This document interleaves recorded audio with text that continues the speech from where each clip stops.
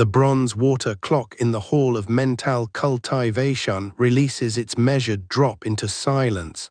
Another quarter hour passes in the forbidden city, where the sun of heaven has retired behind yellow silk curtains, and the great machinery of empire settles into its nocturnal rhythm. I am your DrowZy historian, and tonight we slip through moonlit courtyards to discover what happens in these ancient chambers when the last ceremonial duties are complete. The gate of heavenly purity stands sentinel in the darkness, its vermilion pillars catching the final glow of a paper lantern that sways in the autumn breeze. The eunuch who carried it has disappeared into the maze of corridors beyond, leaving only the faint scent of wick smoke and the gentle creak of wooden hinges settling for the night. Here, at the threshold between the outer courts where ministers once gathered and the inner palace where the emperor's private world begins, the transition from day to night carries the weight of centuries. During daylight hours, this gate witnessed the careful choreography of imperial protocol. Officials in silk robes arranged themselves by rank, their movements prescribed by traditions reaching back through the Ming and into the deeper past of Chinese statecraft. But now, in the small hours after midnight, the gate serves a different purpose entirely. It becomes a membrane between the public face of power and something more intimate, more mysterious. The bronze fittings, polished daily by palace servants, reflect nothing but starlight and shadow. Court records from the Qing dynasty tell us that the last official duties typically concluded by the hour of the rat, just after 11 in the evening by our modern reckoning. The emperor would withdraw to his private chambers, attended by a carefully selected group of eunuchs whose loyalty had been tested over years of service. The great doors would close with their distinctive sound, a deep resonance that carried across the courtyards and signaled to the entire palace community that the formal day had ended. But some chambers never truly sleep. Behind these walls, in rooms that most subjects of the empire never glimpsed, another kind of activity continued through the dark hours. Not the grand ceremonies recorded in official histories, but the quieter business of maintaining an empire that never truly rested. The architecture itself tells this story if you know how to read it. Beyond the gate of heavenly purity, the palace unfolds in a series of nested courtyards, each more private than the last. The outer court, where we now find ourselves in imagination, stretches beneath the star-filled sky like a stone sea punctuated by islands of yellow-tiled rooflines. The marble paving stones, cut from quarries hundreds of miles away and transported to Beijing by methods that strain the resources of entire provinces, form geometric patterns that seem to shift and flow in the uncertain light. These courtyards were designed according to principles that went far beyond mere aesthetics. Each angle, each proportion, each sight line served multiple purposes. During the day, they channeled the movement of officials and visitors in ways that reinforced the hierarchy of imperial power. But at night, they became something else entirely. The same walls that directed human traffic during daylight hours now created pockets of silence, acoustic shadows where sound behaved in unexpected ways. A whisper spoken near the bronze lions flanking the main pathway might carry clearly to the opposite side of the courtyard, while a conversation held just 20 paces away could remain completely inaudible. The palace architects understood these properties, designing spaces that could keep secrets as effectively as they displayed imperial majesty.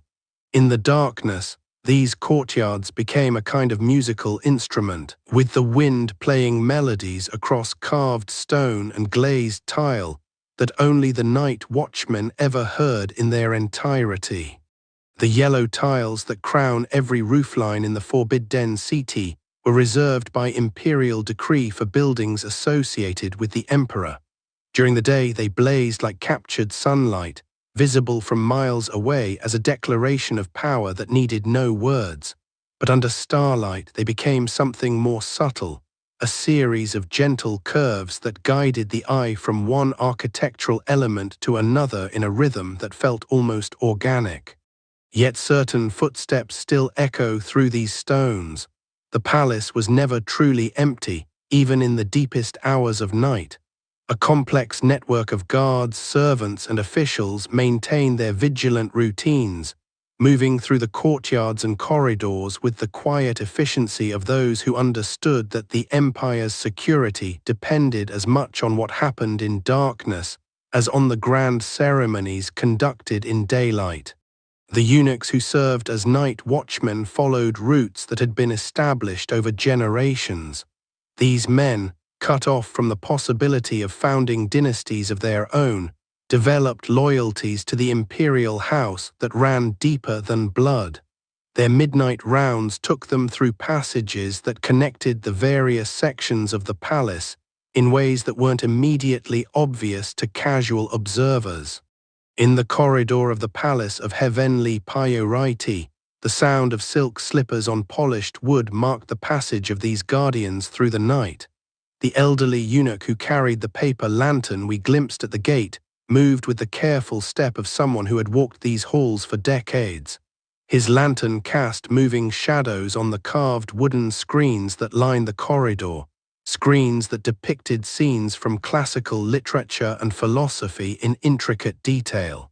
These screens served multiple functions. During the day, they provided privacy for imperial family members moving between different sections of the palace, but at night, they became something more mysterious. The interplay of lantern light and carved wood created shifting patterns that seemed almost alive, as if the ancient stories depicted in the carvings were continuing to unfold in the darkness. The eunuch's route was not random. Palace regulations, preserved in archives that survived the fall of the Qing dynasty, specified exactly which corridors were to be checked at which hours. These regulations reveal a sophisticated understanding of security that went far beyond simply preventing intruders from entering the palace grounds. The real concern was controlling information, ensuring that the conversations and activities that took place in the emperor's private quarters remained truly private. But what do the night guardians truly guard against? The answer lies not in any external threat, but in the peculiar nature of power itself. An emperor's strength depended not just on his ability to command armies or issue decrees, but on maintaining an aura of mystery that set him apart from ordinary mortals. The midnight hours, when fatigue and darkness might reveal too much of the human being behind the imperial facade, required their own special kind of protection. The eunuch's lantern illuminated more than just the physical path ahead. It revealed glimpses of a world that operated according to rules that were never written down in official documents. The way certain doors remained slightly ajar while others were sealed tight. The particular quality of silence that indicated a chamber was truly empty versus one where someone waited in careful stillness. The subtle signs that told an experienced palace servant whether the emperor was sleeping peacefully or lying awake, with the weight of imperial responsibilities pressing on his mind. In the hall of mental cultivation, where emperors of the Qing dynasty often preferred to conduct their most important business, time itself took on a different quality during the night hours. The ornate bronze water clock that measured the passage of hours with mechanical precision during the day seemed to slow its rhythm after midnight, as if acknowledging that the darkness operated according to different temporal rules.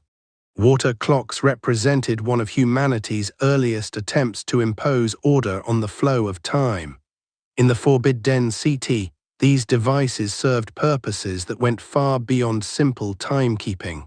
The particular model in the Hall of Mental Cultivation featured graduated markings that divided each hour into precise intervals, allowing palace officials to schedule activities with an accuracy that amazed foreign visitors to the court. But the psychological effect of the water clock's steady rhythm extended beyond its practical function. During the long night hours, when the emperor might find himself unable to sleep despite his exhaustion, the gentle sound of water moving through bronze chambers provided a kind of meditation. The clock's mechanism, crafted by artisans whose families had served the imperial house for generations, produced a sound that was audible without being intrusive, present without being demanding. The study chamber where this clock resided bore witness to some of the most important decisions in Chinese history. Here, surrounded by scrolls and inkstones, brushes and seals, emperors drafted the edicts that would affect millions of lives. The lacquered desk, its surface worn smooth by centuries of use, still held the faint impressions left by imperial seals pressed into wax and clay. At night, with only candles providing illumination, this chamber took on an almost sacred quality.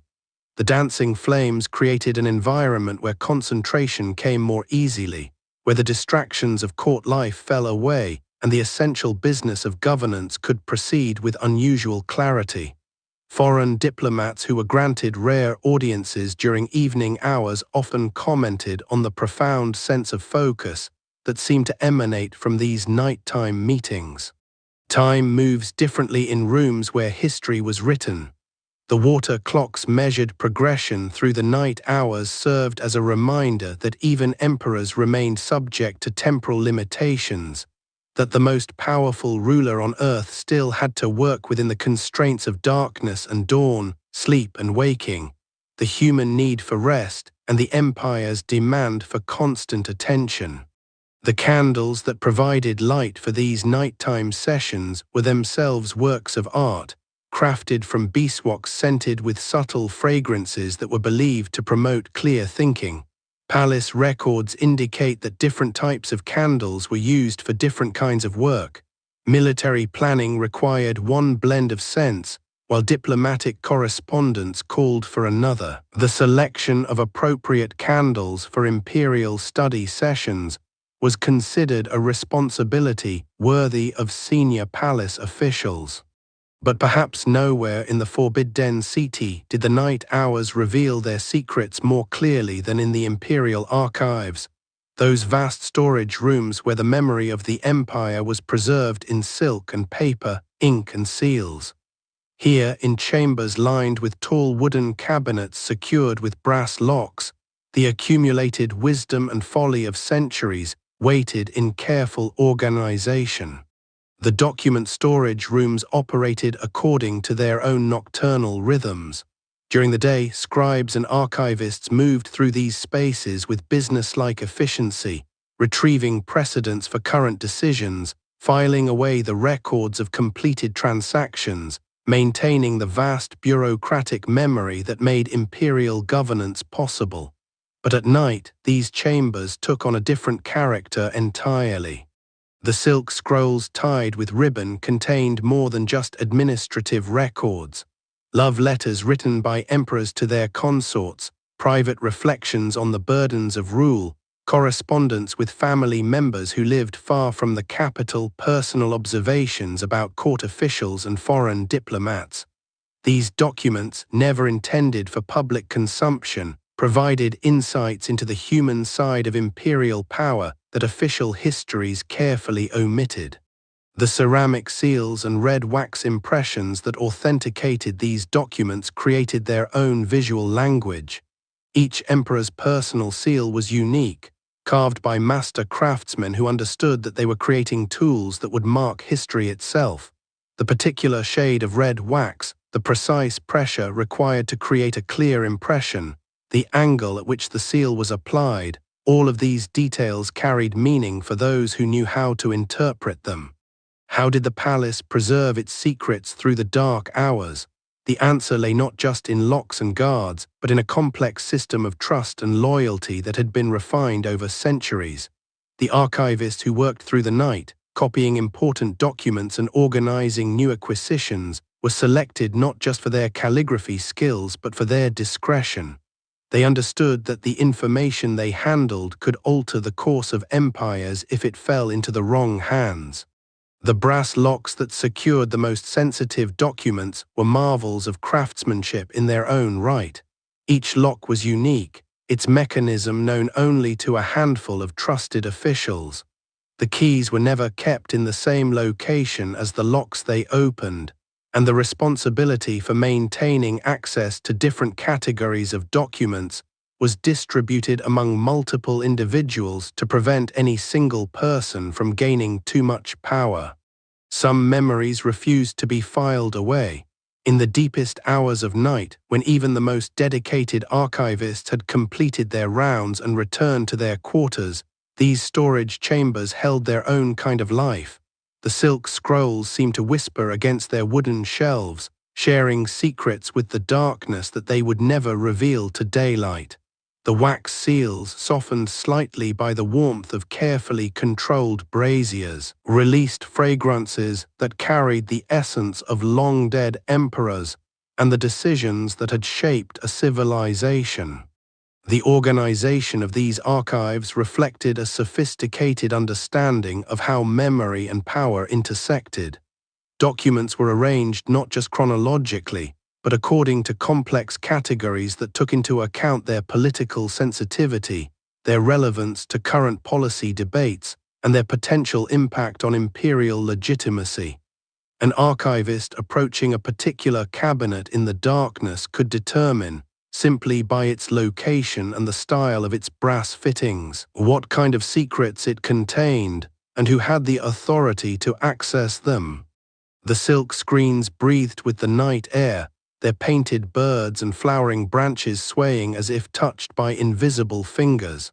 Behind these translucent barriers, the women's quarters of the inner palace maintained their own careful rhythms after the emperor's household had settled into sleep.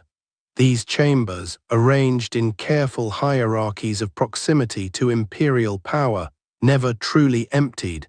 They simply shifted into different patterns of occupation and attention. Court records from the Ming and Qing dynasties reveal the complex administrative structure that governed these spaces, but they tell us little about the quieter moments that unfolded when formal duties ended. We know that senior palace women maintained oversight responsibilities that extended well into the night hours, and that certain domestic rituals continued regardless of the time. What conversations happened in these softly lit chambers, what small ceremonies of maintenance and care, remains largely unrecorded, a reminder that much of palace life existed beyond the reach of official documentation. The screens themselves were marvels of craftsmanship, painted on silk so fine that shadows could pass through them like water. During daylight hours, they served as both decoration and practical barriers, creating intimate spaces within larger chambers. But in the darkness, they became something different, membranes between the known and unknown, allowing shapes and movements to be perceived without being fully revealed. A figure might approach one side, her silhouette visible to someone on the other, yet her identity and purpose could remain completely private. Behind these barriers, the practical work of palace maintenance continued. Garments were aired and inspected, small repairs were made to delicate items that could not be trusted to less skilled hands during busier daylight hours. The preparation of certain medicines and cosmetics, processes that required careful attention to timing and temperature, often took place in these quiet hours when interruptions were unlikely. These were not dramatic activities, but they represented the continuous care required to maintain the elaborate facade of imperial perfection. The architecture of these quarters reflected centuries of accumulated wisdom about how to balance privacy with accessibility, comfort with security. Narrow corridors connected larger chambers in patterns that allowed for discreet movement, while maintaining clear sight lines for those responsible for safety.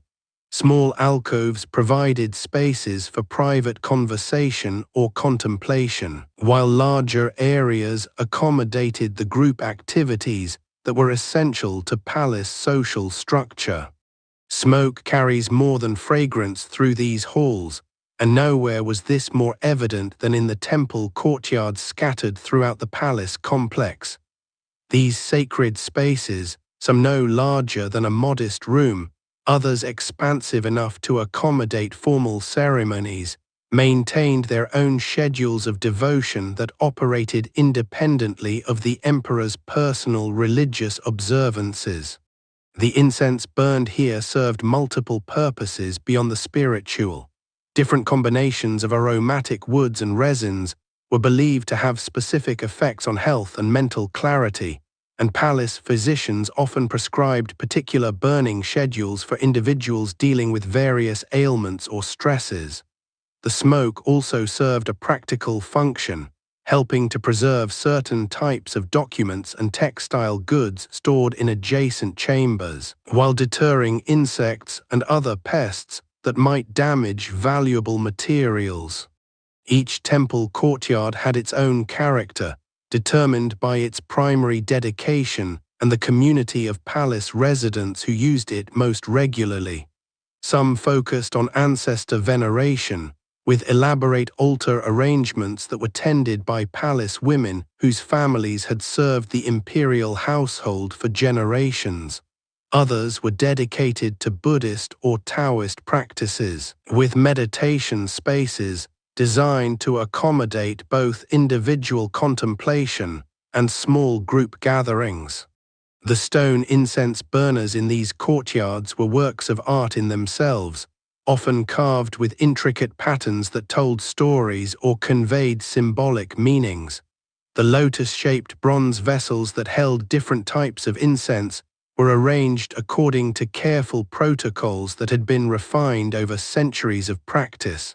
The placement of each burner, the timing of each lighting, the specific combinations of fragrances used on different occasions, all of these details were governed by traditions that palace residents learned through years of observation and participation. During the night hours, when formal ceremonies were not taking place, these courtyards became spaces for personal devotion and quiet reflection. Palace residents would arrive individually or in small groups, often carrying their own small offerings or personal items that they wished to have blessed by proximity to the sacred smoke. The conversations that took place in these settings were different from those that occurred in more public palace spaces, more intimate, more honest, more concerned with personal hopes and fears than with political maneuvering or social positioning. The temple courtyards also served as informal gathering places where palace residents from different departments and social levels could interact in ways that were not possible in more structured environments. A palace woman responsible for the emperor's wardrobe might find herself sharing a quiet moment with someone who worked in the kitchens, both drawn to the same courtyard by personal devotion or simply by the need for a peaceful space away from their regular duties. Power leaves echoes even in empty rooms, and perhaps nowhere was this more apparent than in the Hall of Supreme Harmony, when darkness had settled over its vast interior. This throne room, designed to accommodate the most formal ceremonies of imperial rule, took on a completely different character when stripped of the crowds and pageantry that normally filled it. The ornate dragon throne, with its golden cushions and elaborate carvings, sat in solitude, surrounded by the architectural elements that had been designed to amplify and focus imperial authority. The scale of this chamber was intended to inspire awe and reinforce hierarchies, but in the darkness, it became a space for contemplation of a different sort. The carved pillars that reached toward the painted ceiling seemed to stretch into infinity, their decorative details lost in shadows that shifted with the movement of a few carefully maintained lanterns. The marble floor, polished to mirror-like smoothness, reflected these small points of light in patterns that changed throughout the night as the lanterns burned down and were replaced according to schedules maintained by palace staff. Historical records tell us that this hall was used for formal audiences, important state ceremonies, and the reception of foreign dignitaries, but they provide little information about how the space was experienced when it was empty. We can infer from architectural details and from accounts of similar spaces in other palaces that the acoustic properties of the chamber would have been remarkable. A whisper spoken near the throne would have been audible throughout the room, while conversations held in the corners might have remained completely private. The dragon throne itself was more than a piece of furniture. It was a carefully designed instrument of political theatre. Its elevation above the rest of the room, its orientation according to principles of feng shui, its decoration with symbols that reinforced imperial legitimacy, every aspect had been planned to maximize its psychological impact. But in the empty darkness, these political calculations became secondary to the simple fact of its physical presence, a reminder that power was ultimately about the ability to command space and attention. The painted ceiling of the hall depicted scenes from Chinese mythology and history, images that were intended to connect the current emperor with the cultural traditions that legitimized his rule. During formal ceremonies, these images would have been illuminated by hundreds of lanterns and candles, creating a dazzling display that reinforced the semi-divine nature of imperial authority. In the quiet hours after midnight, with only a few sources of light, these paintings became more mysterious, their details emerging and disappearing as shadows shifted across their surfaces. The pools of moonlight that occasionally fell across the marble floor created their own kind of drama, particularly during seasons when the moon was bright enough to penetrate the hall's high windows. These natural illumination patterns changed throughout the night and across the lunar month, creating a subtle calendar that palace residents who spent time in the hall would have learned to read and anticipate. Even tea bowls hold the weight of centuries, and this truth was particularly evident in the imperial tea preparation chambers, where the intimate domestic rituals of the palace continued long after the emperor had retired for the evening. These spaces, smaller and more personal than the grand ceremonial halls, were designed around the precise requirements of tea culture as it had evolved within the imperial household over hundreds of years. The preparation of tea for the imperial family was never a simple matter of boiling water and steeping leaves. Different teas required different preparation methods, different water temperatures, different steeping times, and different serving protocols. The palace maintained specialists whose entire careers were devoted to mastering these subtleties, and their work continued throughout the night to ensure that properly prepared tea would be available whenever it might be requested. The porcelain used in these chambers represented some of the finest ceramic work produced in China, pieces that were created specifically for imperial use and never intended for anyone outside the palace walls. The delicate white surfaces with their blue painted designs were not merely decorative. The specific patterns, the quality of the glaze, the weight and balance of each piece all contributed to the overall tea experience in ways that had been refined through generations of imperial tea masters. The ceramic water vessels used in tea preparation were designed to maintain specific temperatures for extended periods, allowing tea masters to have properly heated water available throughout the night without the need for constant attention to fires or heating elements. The bamboo steamers used for certain types of tea preparation were crafted to precise specifications that affected both the flavor of the final product and the ritualistic aspects of its preparation. The wooden tables in these chambers were arranged to facilitate the complex choreography of tea preparation, with specific spaces designated for different implements and different stages of the process. The placement of each item was governed by traditions that combined practical efficiency with aesthetic principles and symbolic meanings that connected the tea ceremony to broader aspects of Chinese philosophy and culture. During the night hours, when formal tea service was not required, these chambers became spaces for a different kind of activity. Palace residents who had developed expertise in tea preparation often used these quiet hours to experiment with new combinations of leaves and preparation methods, to practice techniques that required intense concentration, or simply to enjoy the meditative aspects of the tea ritual in a setting free from the pressures and expectations of formal service. The conversations that took place in these chambers during the night hours were often more relaxed and personal than those that occurred during formal tea service. The shared appreciation for the subtleties of tea culture created bonds between palace residents from different backgrounds and social levels, and the intimate scale of these spaces encouraged the kind of quiet conversation that was difficult to achieve in larger, more public areas of the palace.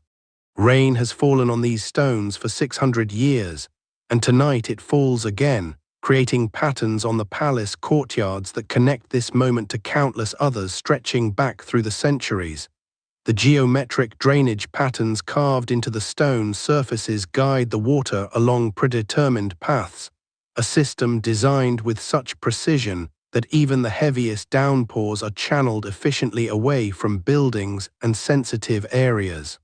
The sound of rain on ancient stones creates its own kind of music, different from the rain sounds of other places because of the specific materials and architectural arrangements found only in the palace complex. The water flowing along the carved channels produces a gentle percussion that varies depending on the intensity of the rainfall and the particular courtyard where it occurs. These sounds would have been familiar to every person who lived or worked in the palace, a natural soundtrack that marked the passage of seasons and weather patterns. The lantern light reflecting in the puddles that form in the courtyards creates temporary mirrors that double and fragment the illumination, producing visual effects that change moment by moment as the water moves and the flames flicker. These reflections would have been particularly striking during the night hours, when the contrast between the warm lantern light and the cool darkness was most pronounced. The rain also brings out fragrances that are not apparent during dry weather: the smell of wet stone, the earthy scents released from the soil in planted areas, the subtle aromatics that emerge from wooden structures as they absorb moisture. These olfactory experiences would have been part of the sensory landscape of palace life, contributing to the complex environmental character that residents learn to read and interpret. The drainage systems in the palace courtyards represent sophisticated engineering solutions that were developed over centuries of experience with the local climate and weather patterns. The channels are carved at precise angles to ensure proper water flow while preventing erosion of the stone surfaces. The patterns they create are not merely functional, they also contribute to the visual harmony of the courtyards, integrating practical necessity with aesthetic principles in ways that exemplify the Chinese approach to architectural design. During rain showers, the courtyards take on a different character, becoming more intimate and enclosed as the weather creates natural boundaries around outdoor spaces. Palace residents caught in the rain would have sought shelter under covered walkways and in pavilions designed specifically to provide protection while maintaining visual connection to the outdoor areas. These sheltered spaces often became impromptu gathering places during weather events, fostering conversations and interactions that might not have occurred under normal circumstances. The experience of rain in the palace courtyards would have been particularly meaningful for palace residents who spent most of their time indoors, providing a direct connection to natural cycles and seasonal changes that were otherwise filtered through the artificial environment of the palace complex. The sound, sight, and smell of rain would have served as reminders of the larger world beyond the palace walls, even for those whose lives were entirely contained within those boundaries. A writing brush trembles in darkness, its wolf-hair tip heavy with ink that pools like shadow on rice paper. In the imperial study, where daylight once guided the steady hand of scribes, Different rules govern the formation of characters after midnight. The brush moves differently in candlelight, creating strokes that seem to breathe with the flame's rhythm. Your DrowZy historian has followed whispered corridors to this chamber where words took shape in darkness, where the most delicate communications of palace life emerged from pools of lamplight. Here, in spaces designed for contemplation and careful thought, the written word carried different weight when composed under cover of night. The imperial study maintains its formal arrangement even in emptiness. Carved wooden desks stand at precise angles, their surfaces still bearing the subtle impressions of countless documents. Inkstones rest in their designated places, their grinding surfaces worn smooth by generations of careful preparation. The scent of sandalwood mingles with the fainter traces of ink and paper, creating an atmosphere that speaks of concentrated thought and careful deliberation. Writing in the palace after midnight required different considerations than daytime correspondence. The quality of light affected the formation of characters, making brushstrokes either more bold or more tentative depending on the writer's skill in candlelight. Palace scribes would have developed techniques for maintaining consistent character formation despite the flickering illumination, learning to work with the rhythm of flame rather than against it. Certain types of documents were traditionally composed during nighttime hours. Private correspondence between palace residents often took shape in these quiet moments, when the formal protocols of daily palace life relaxed enough to allow for more personal expression. These letters carried different emotional weight than official communications, their characters formed with the careful intimacy that darkness encourages. The preparation of ink during nighttime hours followed its own careful ritual. The grinding of ink stick against stone produced a subtle sound that could carry through quiet corridors, requiring writers to develop techniques for silent preparation. Water added to the inkstone needed to be at the correct temperature, neither too cold nor too warm, creating the proper consistency for nighttime writing. The process itself became a form of meditation, preparing both materials and mind for the careful work ahead. Palace records suggest that certain administrative documents were routinely prepared during overnight hours, when the absence of daytime interruptions allowed for sustained concentration on complex calculations and detailed reports. Night shifts of clerks maintained the continuous flow of palace documentation, ensuring that the vast administrative machinery of imperial life never truly stopped. The arrangement of writing materials in nighttime studies reflected practical considerations unique to working by candlelight. Inkstones were positioned to avoid shadows that might obscure the grinding surface. Paper was stored in locations that protected it from wax drips while keeping it easily accessible. Brushes were arranged according to their intended use, with different sizes and hair types selected based on the specific requirements of nighttime writing tasks. Some documents were never meant to survive daylight scrutiny. Messages composed in darkness often carried information too delicate for formal channels, requiring writers to develop subtle codes and indirect language that could convey meaning while maintaining plausible alternative interpretations.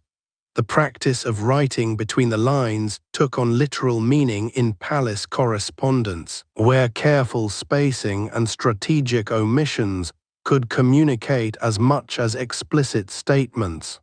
The sound environment of nighttime writing created its own unique atmosphere. The scratch of brush against paper, the gentle grinding of ink preparation, the soft rustle of silk sleeves against wooden desk surfaces, all combined to create a soundscape distinctly different from daytime writing sessions.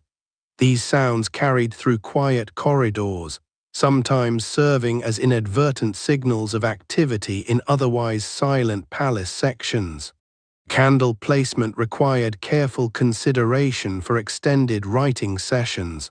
Too close, and the heat could affect ink consistency or paper quality.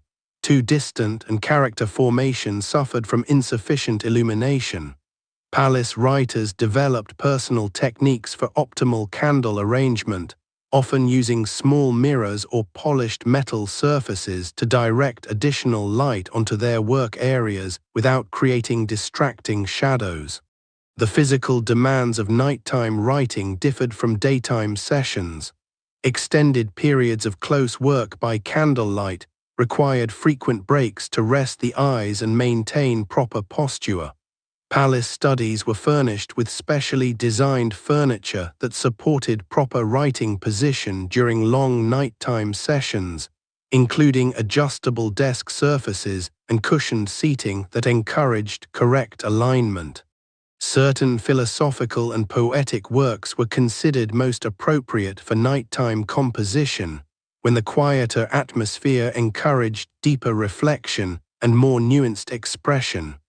Palace scholars often reserved their most personal writing projects for these late hours, when the formal demands of court life gave way to individual contemplation and creative expression.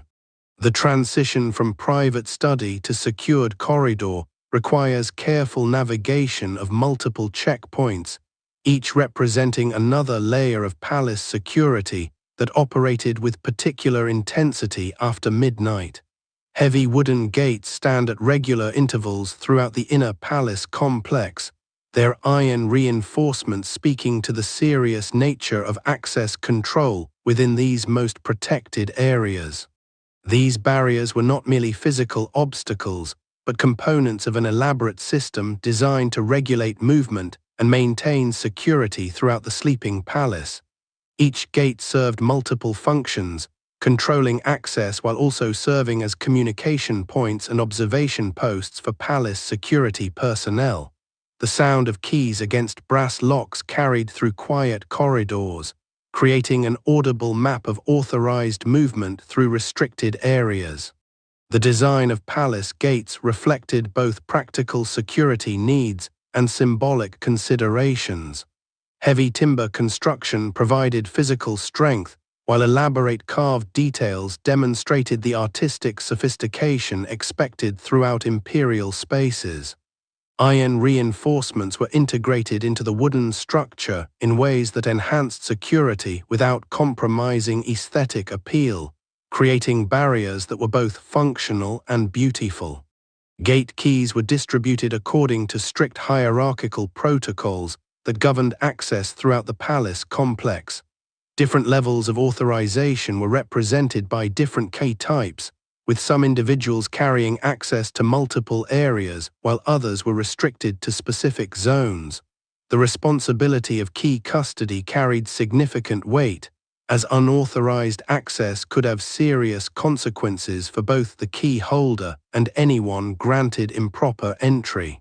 Night security protocols required coordination between multiple gate positions, with guards maintaining communication across distances through subtle signal systems that avoided disturbing sleeping palace residents. Visual signals using carefully positioned lanterns could convey information about authorized movements and potential security concerns without creating noise that might carry through quiet corridors. The process of passage through secured gates followed established rituals that balanced security needs with respect for palace hierarchy. Even individuals with proper authorization were expected to follow specific protocols when requesting passage, demonstrating their understanding of security procedures while maintaining the dignity appropriate to their position within palace society. Certain gates remained locked throughout nighttime hours except in cases of genuine emergency, creating zones within the palace that were completely inaccessible during specific time periods. These restrictions served multiple purposes, providing enhanced security for the most sensitive areas, while also ensuring that essential palace functions could continue without interference from unauthorized movement. The sound signature of each gate was distinctive, with guards learning to identify specific locks and hinges by their acoustic characteristics. This auditory familiarity allowed security personnel to monitor authorized access even from considerable distances, creating an additional layer of security that operated through careful listening rather than direct observation. Key management systems required careful documentation of access patterns, with records maintained of who passed through which gates at what times. These logs served both security and administrative purposes, providing accountability for access while also creating historical records of movement patterns that could inform future security planning. Some gates protected access to areas that were temporarily restricted rather than permanently forbidden, with access schedules that changed according to imperial activities and seasonal considerations. Guards at these positions needed to maintain current knowledge of changing access protocols while ensuring that temporary restrictions were properly communicated to affected palace residents. The physical maintenance of gates and locks required specialized knowledge and regular attention to ensure reliable operation during critical moments.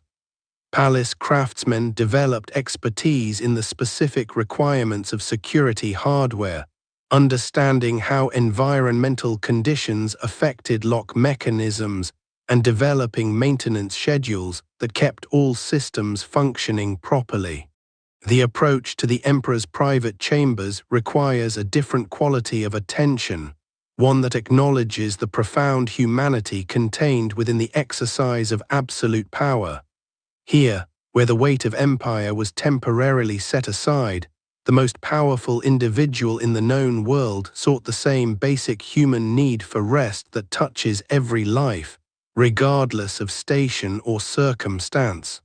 The exterior of these chambers speaks to the delicate balance between accessibility and protection that defined imperial living spaces.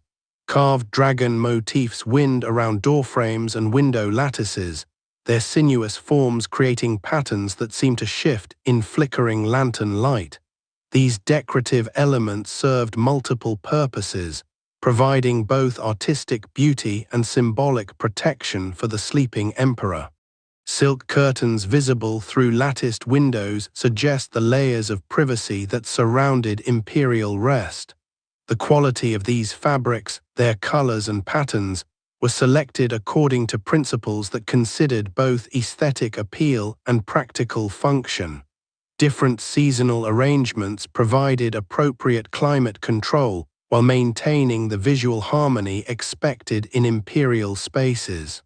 The positioning of guard lanterns around the chamber perimeter created a gentle boundary of light that provided security while avoiding the harsh illumination that might disturb imperial sleep. These lights were maintained according to strict schedules, with guards trained to replace and adjust them without creating unnecessary noise or disruption. The weight of responsibility that accompanied imperial rest extended far beyond the physical security of the emperor's person.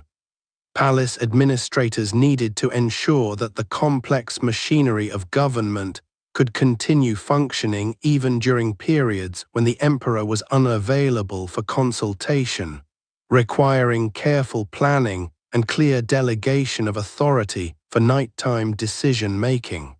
Sleep itself became a matter of state concern, with palace physicians maintaining knowledge of factors that promoted restful imperial sleep and developing protocols for addressing any disruptions that might affect the emperor's rest. The quality of imperial sleep was considered directly connected to the effectiveness of imperial governance, making this most private human function a matter of public importance. The architectural design of imperial sleeping chambers reflected sophisticated understanding of acoustics and climate control, creating environments that promoted rest while maintaining appropriate security and accessibility for essential personnel. Windows and ventilation systems were positioned to provide fresh air circulation without creating drafts that might disturb sleep or security vulnerabilities that might compromise safety. Even in sleep, the emperor remained connected to the broader rhythms of palace life through subtle environmental cues that could communicate important information without requiring full awakening.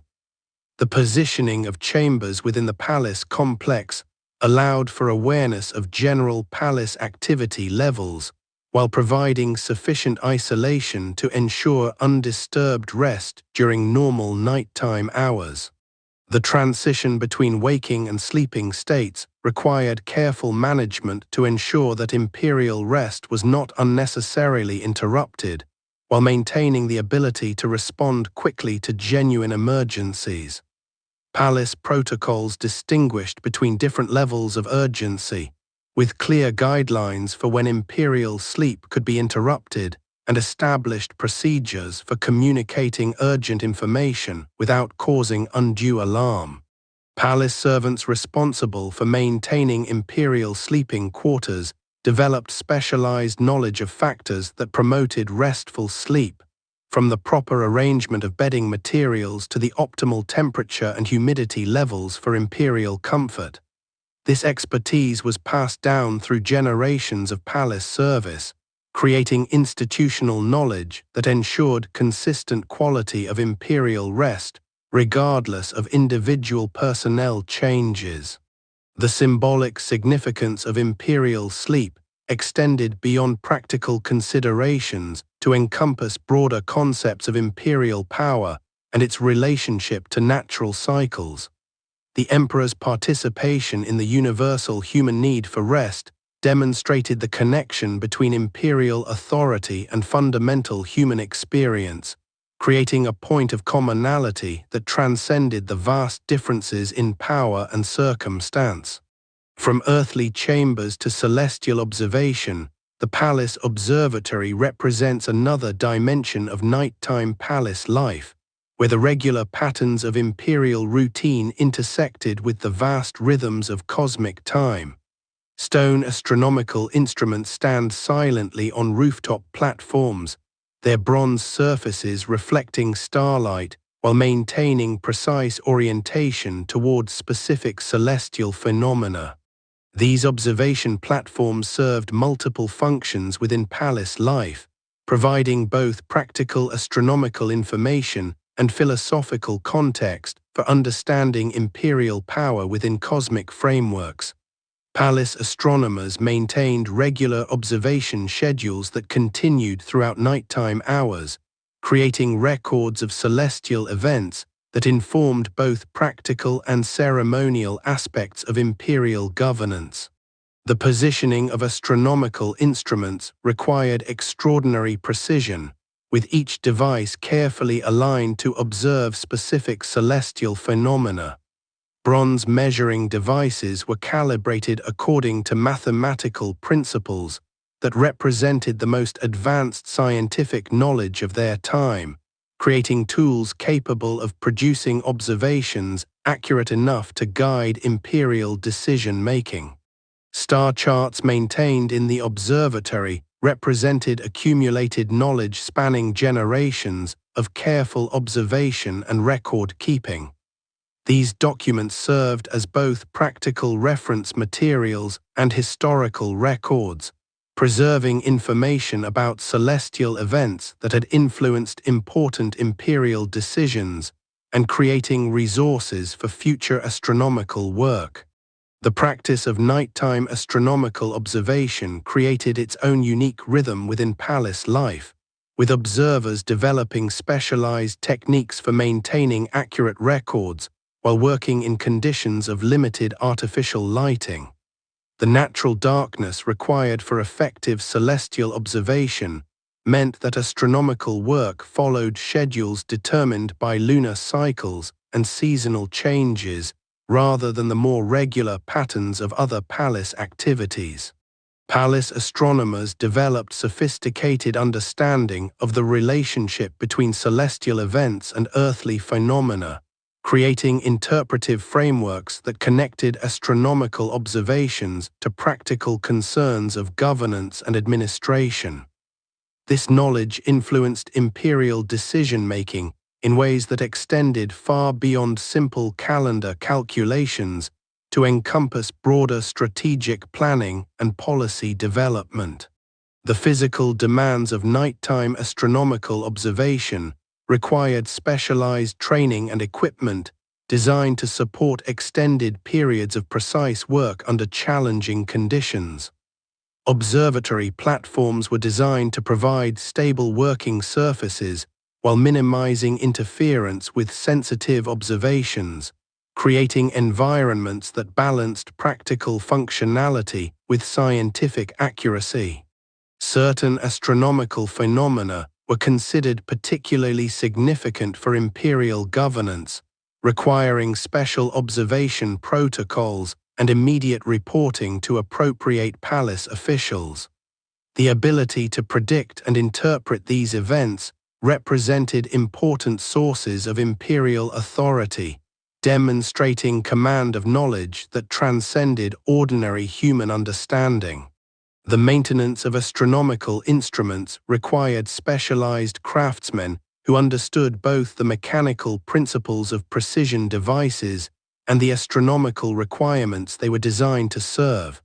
Regular calibration and adjustment ensured that observations remained accurate over extended periods, while careful cleaning and protection preserved the functionality of delicate bronze and stone components.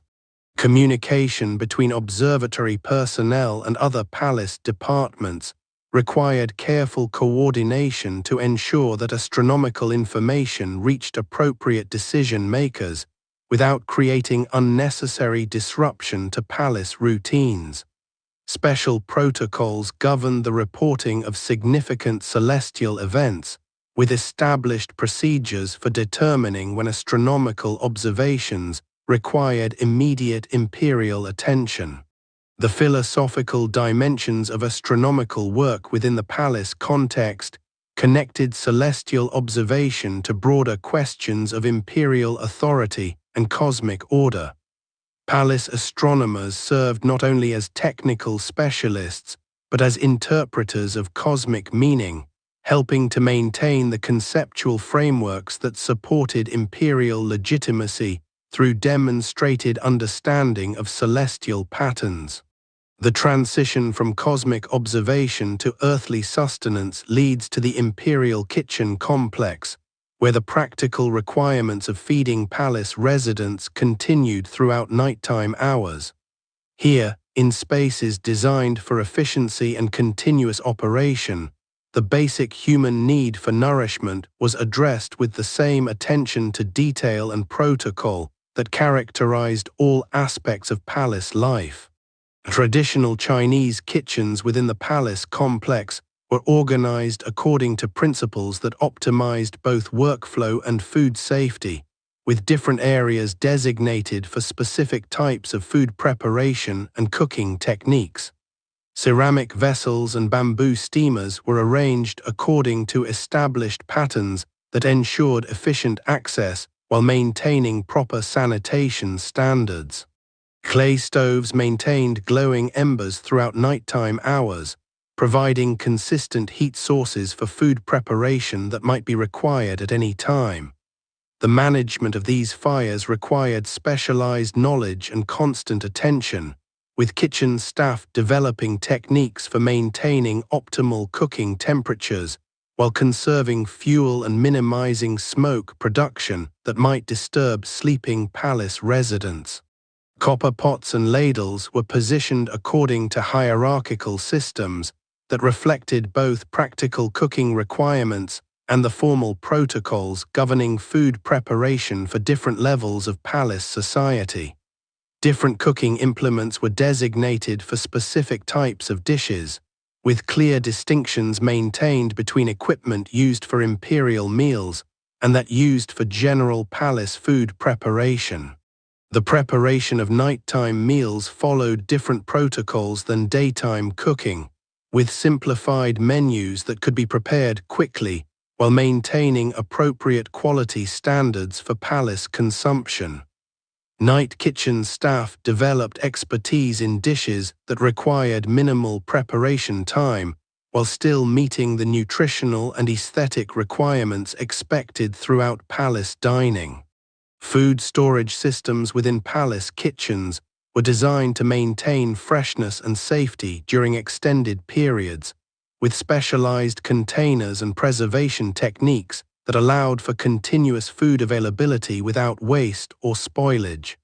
The management of food supplies required careful planning and inventory control to ensure adequate resources for both planned meals and unexpected requirements. Kitchen staff working nighttime shifts maintained communication with other palace departments to coordinate meal preparation with the varying schedules of different palace residents. This coordination required understanding of individual dietary requirements and preferences while maintaining the efficiency necessary for large-scale food preparation operations. The acoustic environment of nighttime kitchen operations required careful management to avoid disturbing sleeping palace residents while maintaining the communication necessary for effective food preparation.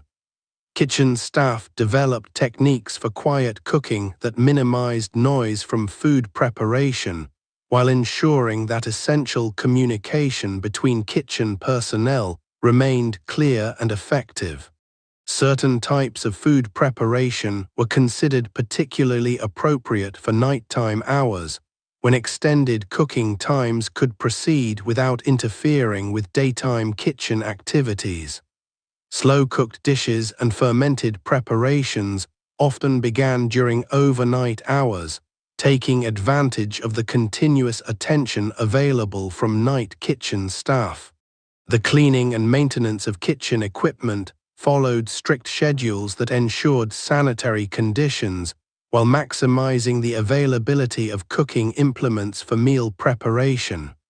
Night kitchen staff often handled equipment maintenance tasks that would be disruptive during peak cooking hours, ensuring that all systems remained functional for daytime operations. Water management within palace kitchens required sophisticated systems for ensuring adequate supply while maintaining quality standards appropriate for imperial food preparation. Wells, storage systems, and distribution networks were designed to provide continuous access to clean water while minimizing the labor required for water transport and storage. The training of night kitchen staff required specialized knowledge of food preparation techniques adapted to working conditions unique to overnight operations. This training encompassed not only cooking skills, but also understanding of palace protocols, food safety requirements, and emergency procedures that might be required during nighttime hours. Gardens grow their own memories in the dark, where moonlight traces silver patterns across paths worn smooth by centuries of careful footsteps. The imperial gardens after midnight reveal themselves as places where cultivation never truly sleeps, where the careful balance between nature and human intention continues its ancient conversation in whispered rustles and the soft splash of water against carved stone. The lotus pond holds the moon's reflection like a secret kept in still water. Each lily pad floats in perfect arrangement, positioned by gardeners who understood that even sleeping beauty requires maintenance. The water itself moves with barely perceptible currents, fed by channels that carry mountain spring water through underground passages built to ensure the emperor's gardens never thirsted. Stone bridges arch over these waterways with the confidence of structures built to outlast dynasties. Their carved railings bear the touch of countless hands, though after midnight they support only the weight of night air and the occasional paws of a palace cat crossing between shadows. The bridges connect more than pathways, they link the practical necessity of moving through garden spaces with the aesthetic requirement that every view should please the imperial eye. Pavilions stand throughout these gardens like meditation made architectural, their upturned eaves creating spaces where officials once gathered to discuss matters too delicate for formal throne rooms. The wooden floors of these structures expand and contract with temperature changes, creating soft sounds that might be mistaken for footsteps by those unfamiliar with the way buildings breathe. Ancient trees planted according to principles that considered not just beauty but symbolic meaning cast shadows that shift with lunar cycles. Scholars had once debated the proper placement of each specimen, understanding that imperial gardens served as living texts where botanical arrangements conveyed messages about governance, prosperity, and the proper relationship between human authority and natural order. The pruning of these trees followed techniques passed down through generations of palace gardeners, knowledge that encompassed not just when to cut, but how each cut would affect the tree's growth for decades to come. Night provided optimal conditions for certain maintenance tasks, when cooler temperatures reduced stress on plants, and when the absence of daily foot traffic allowed gardeners to work without disrupting the garden's ceremonial functions. Gravel paths between planted areas were raked according to patterns that created visual rhythms designed to encourage contemplative walking. The maintenance of these patterns required understanding of how different weather conditions affected the stones, how foot traffic would disturb carefully created lines, and how to restore order without erasing the subtle evidence of the garden's use. Every sunrise required its own small miracles, particularly in the textile workshops where palace seamstresses worked through the night preparing ceremonial robes that would be needed for dawn audiences and morning rituals. These workshops operated under lamplight that had to be carefully managed to provide adequate illumination while avoiding the fire hazard that could destroy months of delicate work in moments. Silk embroidery frames held partially completed dragons and phoenixes, their golden threads catching light in ways that revealed the extraordinary skill required to create imperial garments. Each stitch followed patterns that carried meaning beyond decoration, symbolic elements that communicated the wearer's rank, the occasion's significance, and the empire's understanding of cosmic order through textile representation. The preparation of ceremonial robes required coordination between multiple specialists working simultaneously on different aspects of a single garment.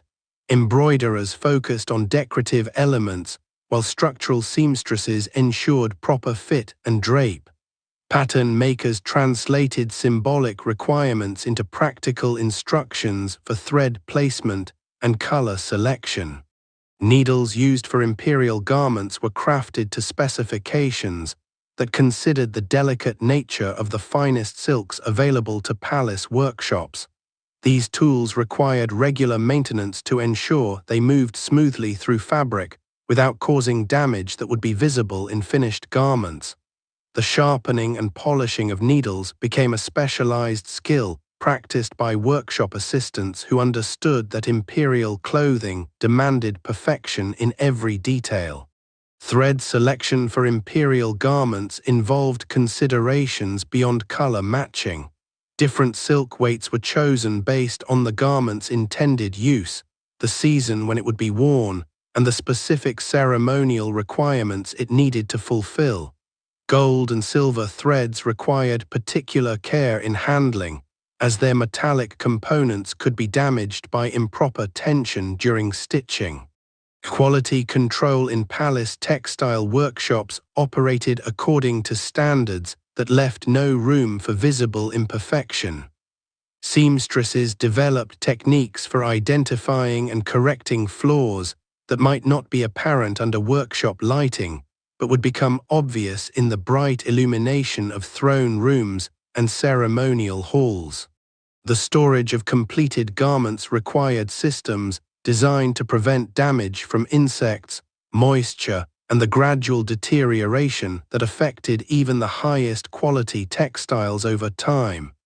Cedar chests lined with silk protected imperial robes between wearings, while careful folding techniques minimized creasing that could affect the garment's appearance during formal occasions. Objects remember the hands that held them, particularly in the treasure chambers where imperial artifacts waited in darkness, that preserved both their physical integrity and their accumulated significance. Jade ceremonial vessels carved by artisans whose names have been forgotten still retain the smoothness that comes from generations of careful handling during state rituals. The weight of these jade pieces speaks to their importance in ways that transcend their monetary value. Each vessel was carved according to specifications that considered not just aesthetic appeal but the practical requirements of ceremonial use. Handles were positioned to allow secure gripping during formal presentations, while decorative elements were designed to catch light in ways that enhanced their visual impact during throne room ceremonies. Golden ritual objects stored alongside jade pieces required different preservation techniques, as metals react to environmental conditions in ways that can cause gradual deterioration over decades. Palace treasure keepers developed methods for maintaining these artifacts that balanced accessibility for ceremonial use with protection from the oxidation and tarnishing that could diminish their ceremonial effectiveness. Silk-lined storage boxes protected smaller ceremonial items while providing organization systems that allowed treasure keepers to locate specific pieces quickly when they were needed for state functions. These storage systems reflected understanding that imperial ceremonies often required multiple coordinated elements, making efficient access to stored items essential for maintaining the smooth operation of court rituals. The documentation of treasure chamber contents involved record-keeping systems that tracked not just what items were stored where, but their condition, their ceremonial uses, and their historical significance. These records served practical purposes for ceremony planning, while also preserving knowledge about artifacts whose original purposes might otherwise be forgotten over time. Cleaning and maintenance of ceremonial objects required specialized knowledge of how different materials responded to various cleaning agents and techniques. Palace staff developed expertise in caring for jade, gold, silver, bronze, and precious stones, using methods that preserved the artifact's integrity while maintaining their ceremonial appearance. The security of treasure chambers operated through systems that combined physical barriers with administrative controls designed to ensure that valuable items remained safe while remaining accessible for legitimate ceremonial needs. Guards, locks, and inventory procedures worked together to protect imperial treasures without creating obstacles that would interfere with their proper use. Morning light touches the yellow roof tiles of the forbidden city with the same gentle persistence it has shown for centuries, gradually illuminating courtyards where night's mysteries begin their retreat into architectural shadows. The transition from darkness to dawn reveals how the palace exists simultaneously in multiple temporal dimensions as a functioning complex of buildings and as a repository of accumulated memory. Stone courtyards warm under early sunlight, their surfaces releasing moisture that rises as mist, creating temporary veils that soften the sharp edges of imperial architecture. This daily transformation demonstrates how the palace responds to natural cycles while maintaining its essential character as a place built to embody permanence and authority. Lanterns that provided illumination through the night hours are gradually extinguished by palace staff, who understand that even artificial light must yield to natural illumination when dawn arrives. The timing of this transition requires judgment that considers not just the amount of available sunlight, but the specific lighting needs of various palace functions that continue regardless of the hour. The sounds of awakening palace life begin to layer over the quieter rhythms that dominated midnight hours. Footsteps multiply as day staff arrive for their duties, while the soft conversations of night workers completing their shifts add human voices to the architectural acoustics that have carried palace sounds for generations. Morning ceremonies require preparation that began hours earlier in workshops, kitchens, and storage areas throughout the complex. The convergence of these separate preparation streams into coordinated ceremonial activity demonstrates the sophisticated organizational systems that allowed the palace to function as both residence and seat of government. But some rooms remain forever in midnight, spaces within the forbidden city where time seems to pool rather than flow, where the accumulated weight of history creates atmospheres that exist independent of daily cycles. These chambers hold their secrets not through deliberate concealment, but through the simple persistence of places that have witnessed more than they can easily release.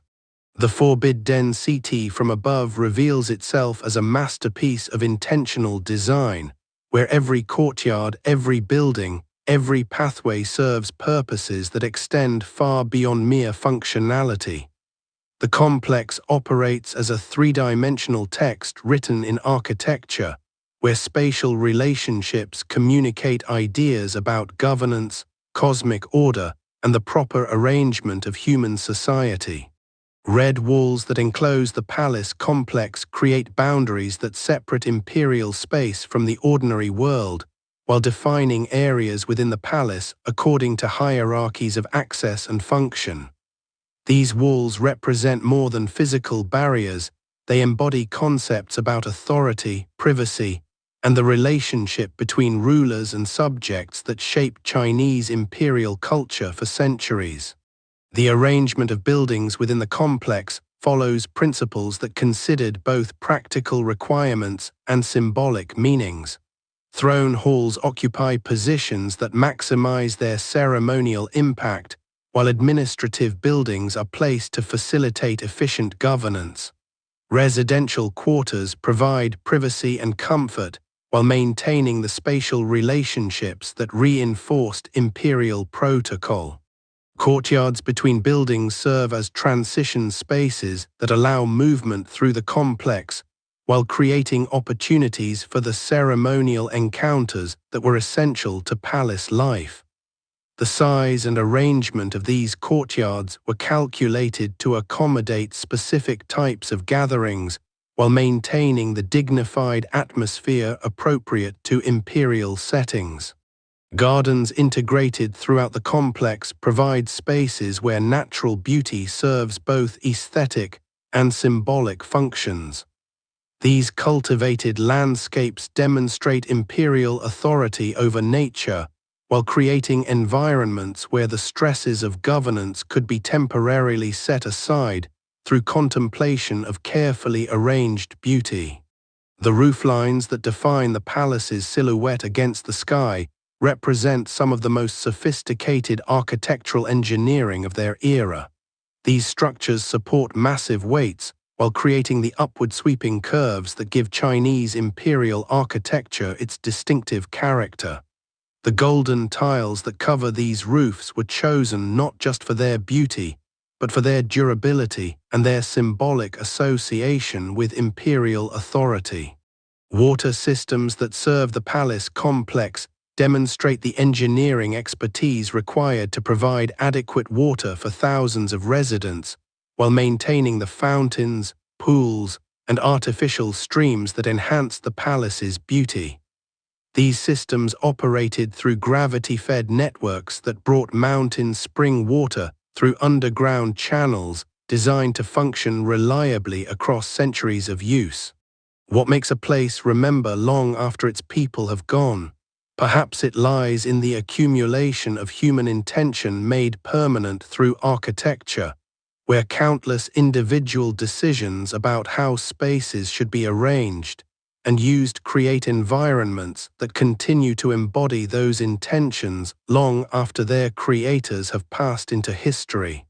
The Forbidden City remembers through the persistence of spaces designed to facilitate specific types of human interaction, where throne rooms still suggest the ceremonies they once hosted and private chambers retain the intimacy they were built to provide. The architecture itself serves as a form of cultural memory, preserving knowledge about how imperial Chinese society understood power, beauty, and the proper relationship between human authority and cosmic order. This remembering happens not through supernatural agency, but through the simple fact that buildings outlast the people who inhabit them, creating continuity that allows each generation to encounter the physical embodiment of previous generations' understanding about how life should be lived. The palace serves as a three-dimensional archive where architectural choices preserve cultural knowledge that might otherwise be lost to time.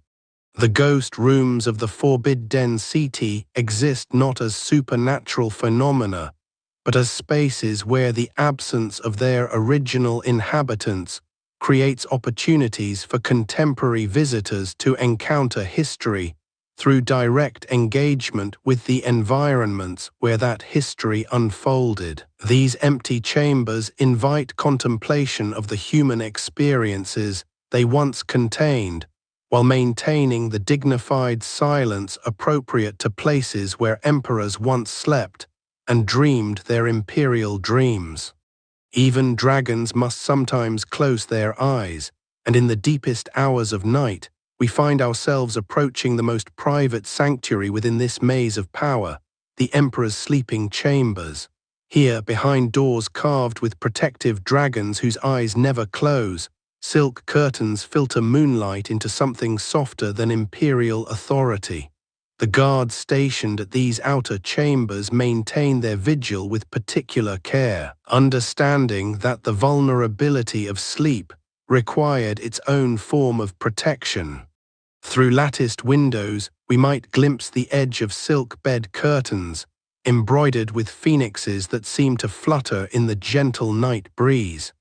The carved dragons that adorn these chamber doors served not merely as decoration, but as guardians of imperial rest, their serpentine bodies winding around door frames in endless protective circles. Bronze incense burners released sandalwood smoke that was believed to encourage peaceful dreams and ward off the nightmares that could visit even the most powerful rulers. The weight of empire, we can imagine, rested differently in sleep than in waking hours.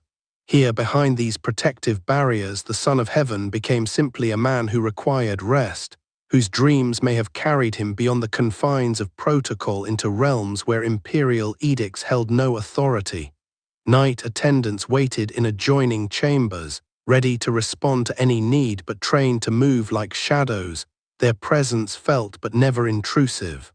Palace records suggest that emperors often struggled with insomnia, the responsibilities of rule creating minds that found little peace even in the darkest hours.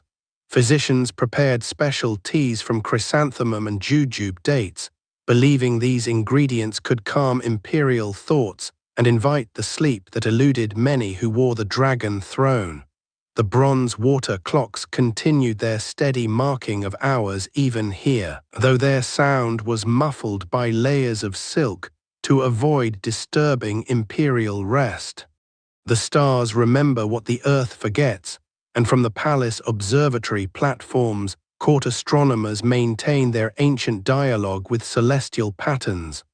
These elevated spaces, reached by narrow stone stairs worn smooth by centuries of scholarly feet, housed bronze instruments designed to track the movements of planets and predict the cosmic influences that would shape imperial decisions. Star charts painted on silk scrolls recorded observations that connected earthly events to heavenly phenomena, creating a calendar of cosmic significance that guided palace life.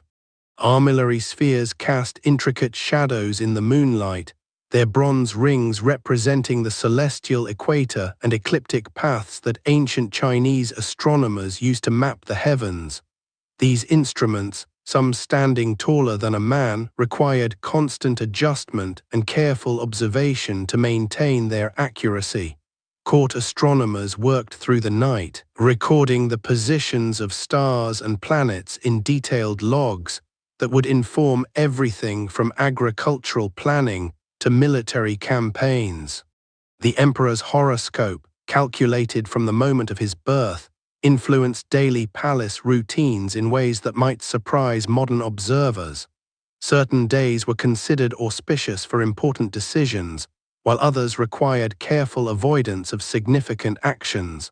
The astronomers bore the weighty responsibility of advising when cosmic conditions favored imperial activities, their calculations helping to determine the timing of everything from coronations to military expeditions. Stone platforms provided elevated viewing positions where scholars could observe celestial events without obstruction from palace buildings. During lunar eclipses or the appearance of comets, these spaces became centers of intense activity as astronomers worked to interpret the cosmic messages they believed such phenomena conveyed. Their observations, recorded in meticulous detail, contributed to an astronomical tradition that spanned millennia and influenced Chinese understanding of their place within the cosmic order. Hunger knows no hour. Even in palaces and deep within the imperial kitchen complex, fires never completely died. Clay stoves retained their warmth through the night, ready to prepare whatever sustenance might be required for imperial needs or unexpected palace activities. Ceramic vessels lined wooden shelves, each designed for specific culinary purposes that reflected centuries of refinement in Chinese cooking techniques. Bamboo steamers, stacked in careful arrangements, waited to transform simple ingredients into dishes worthy of imperial consumption. The kitchen staff who remained on night duty understood that palace life operated according to rhythms that didn't always align with conventional meal times. Emergency preparations might be required for unexpected diplomatic arrivals or imperial requests that came at unusual hours. Copper pots, blackened from years of use, hung from wooden beams in arrangements that reflected both practical efficiency and aesthetic consideration. Even utilitarian spaces within the forbidden city maintained visual harmony, understanding that beauty and function were not opposing concepts but complementary aspects of properly organized life. Clay storage jars contained ingredients imported from across the empire, spices from Sichuan, tea from Fujian, rice wine from Shaoxing, each representing the vast network of resources that sustained imperial life. Night cooks working by the light of oil lamps prepared simple meals for guards and attendants whose duties required sustenance during the dark hours. These preparations, though less elaborate than imperial banquets, still maintained standards of quality and presentation that reflected the palace's commitment to excellence in all aspects of daily life. Porcelain bowls, even those used for servants' meals, bore the subtle refinements that distinguished palace ceramics from common pottery. Gardens grow their own memories in the dark, and within the moonlit pathways of the imperial gardens, nature continued its ancient cycles regardless of human politics or imperial concerns. Stone bridges, carved with protective symbols and decorated with marble balustrades, crossed artificial streams that had been designed to create the sound of flowing water throughout the garden spaces. These carefully constructed landscapes represented idealized versions of natural beauty, where every element had been positioned to create harmonious compositions that pleased both eye and spirit. Lotus ponds reflected moonlight on their still surfaces, the broad leaves creating patterns of light and shadow that shifted with every gentle breeze. During summer nights, the fragrance of night-blooming jasmine mixed with the subtle scent of lotus blossoms to create an olfactory environment that palace residents found both calming and spiritually uplifting. Traditional Chinese garden design emphasized the creation of spaces that engaged all the senses, understanding that true beauty required more than visual appeal alone. Pavilions positioned at strategic points throughout the garden provided sheltered spaces for contemplation and informal gatherings. Their upturned eaves and carefully proportioned columns created architectural accents that complemented rather than competed with the natural elements around them. During warm nights, palace residents might seek these spaces for private conversations or solitary reflection, finding in the garden's carefully controlled wildness a respite from the formal constraints of court life. Carefully pruned trees created living sculptures that changed with the seasons while maintaining their essential forms across decades of growth and trimming. Palace gardeners understood that their work involved collaboration with natural processes rather than domination over them, creating landscapes that appeared effortlessly beautiful while actually representing sophisticated horticultural knowledge accumulated over generations of practice. Every sunrise required its own small miracles, and in the textile workshops where palace seamstresses prepared for morning ceremonies, the night hours provided essential time for completing the elaborate garments required for imperial court life. Silk embroidery frames held partially completed robes whose golden threads caught lamplight and seemed to glow with their own inner fire. The creation of imperial clothing required not merely technical skill but artistic vision, as each garment needed to convey appropriate messages about rank, occasion, and imperial authority. Ceremonial robes in various stages of completion hung from wooden frames, their rich colors and intricate patterns representing months of careful work by master craftswomen whose skills had been passed down through generations of palace service.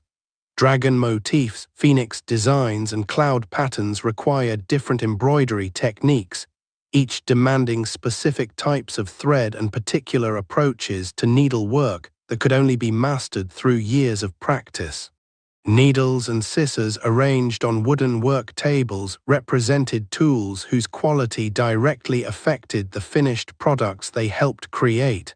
Palace seamstresses used implements made from the finest materials available, understanding that superior tools enabled superior craftsmanship. Silver needles, imported silk threads, and cutting implements forged by master metal workers all contributed to the creation of garments that would represent imperial dignity in public ceremonies. The timing of textile work often required completion during night hours to meet the demanding schedule of palace ceremonies. Important state occasions might require new garments or modifications to existing ones, creating urgent deadlines that could only be met through the dedication of craftswomen who worked by lamplight to ensure that imperial appearances maintained their expected magnificence. A porcelain tea bowl, left near a silk screen, suggested the long hours these artisans dedicated to their craft. Objects remember the hands that held them, and within the imperial treasure chambers, jade ceremonial vessels and golden ritual objects waited in silk-lined storage boxes, their surfaces bearing the subtle wear patterns created by centuries of ceremonial use. These artifacts represented more than mere wealth. They embodied cultural traditions and religious beliefs that connected each emperor to an unbroken chain of dynastic authority stretching back through millennia of Chinese history.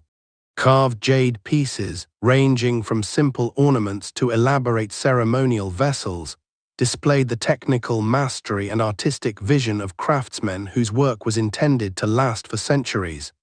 Jade, revered in Chinese culture for its supposed spiritual properties and eternal durability, was shaped into objects that served both practical ceremonial functions and symbolic purposes that reinforced imperial legitimacy through connection to ancient traditions.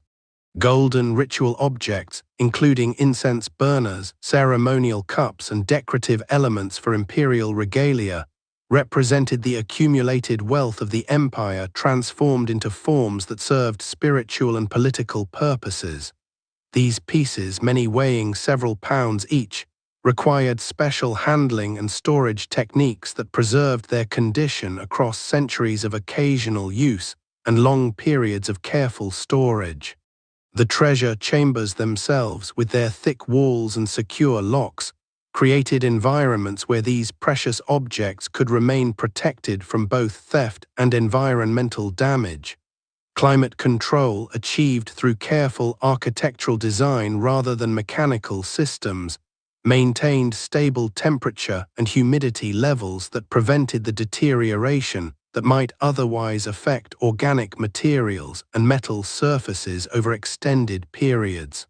But some rooms remain forever in midnight, and as morning light began to touch the yellow roof tiles of the Forbidden City, the transition from night's mysteries toward the awakening palace revealed how carefully the entire complex had been designed to accommodate both the public ceremonies of imperial rule and the private human needs of those who lived within its walls.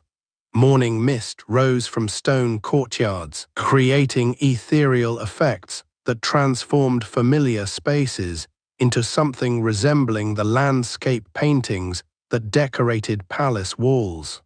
The first rays of sunlight, filtering through morning haze, illuminated architectural details that remained hidden during darker hours. Carved decorations on roof edges, intricate patterns in stone paving, and subtle color variations in painted woodwork all emerged gradually as natural light replaced the warm glow of lanterns that had guided night activities throughout the palace complex. Lanterns being extinguished by palace attendants marked the end of night watch duties and the beginning of daytime routines that would soon fill these same spaces with the activities of court life. The bronze water clock had marked another complete cycle of hours, its steady progression serving as a reminder that time moved forward regardless of human attempts to preserve particular moments or experiences within the flow of history. Guards completing their night rounds would soon be replaced by day shift personnel, but the spaces they had protected remained unchanged, ready to accommodate whatever activities the new day might bring. The sealed vermilion gate that had remained locked through the night hours would soon open to admit officials arriving for morning audiences, transforming private spaces back into public arenas where imperial business would resume its demanding pace. What makes a place remember long after its people have gone? Within the Forbidden City, memory lives not in supernatural phenomena, but in the persistence of spaces designed with such careful attention to human needs and cultural values that they continue to embody the intentions of their creators centuries after those creators have passed into history. The palace complex serves as a three-dimensional archive where architectural choices preserve cultural knowledge that might otherwise be lost to the simple passage of time. The empty chambers and vacant courtyards we have explored maintain their capacity to evoke the human experiences they once contained, not through mystical agency, but through the simple fact that well-designed spaces retain their ability to suggest the activities they were created to accommodate. Throne rooms still convey imperial authority through their proportions and decorations, while private chambers maintain the intimacy they were built to provide, creating opportunities for contemporary visitors to encounter history through direct engagement with the environments where that history unfolded.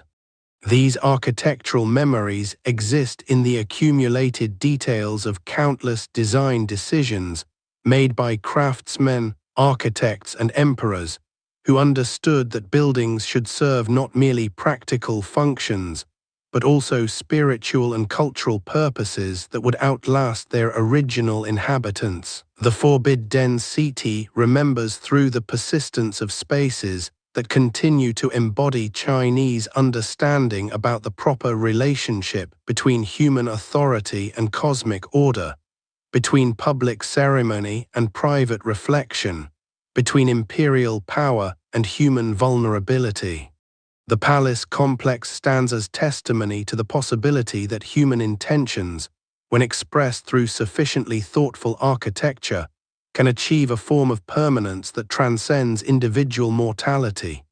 Each courtyard, chamber, and corridor represents choices made by people who understood that they were creating not merely temporary shelter, but lasting environments that would continue to shape human experience long after their own lives had ended. In the growing morning light, as palace attendants begin their daily routines and the Forbidden City prepares for another day of serving its function as a museum and cultural monument, these empty spaces retain their dignity and their capacity to inspire contemplation about the continuity of human experience across centuries of change. The palace sleeps not as a dead relic, but as a living archive where the past remains accessible to those who approach it with appropriate respect and attention. The bronze water clock continues its patient marking of hours. The folded memorial still waits on its wooden desk, and somewhere in the vastness of this architectural maze, a guttering lantern flickers one last time before dawn finally claims the night. The Forbidden City has survived another cycle of darkness and light, ready to offer its silent testimony about the persistence of human creativity and the possibility that some forms of beauty can indeed transcend the limitations of individual mortality. Rest now knowing that some palaces never truly sleep, but simply close their eyes and dream of all the lives they have sheltered, all the ceremonies they have witnessed, and all the quiet moments of human vulnerability they have protected within their ancient walls.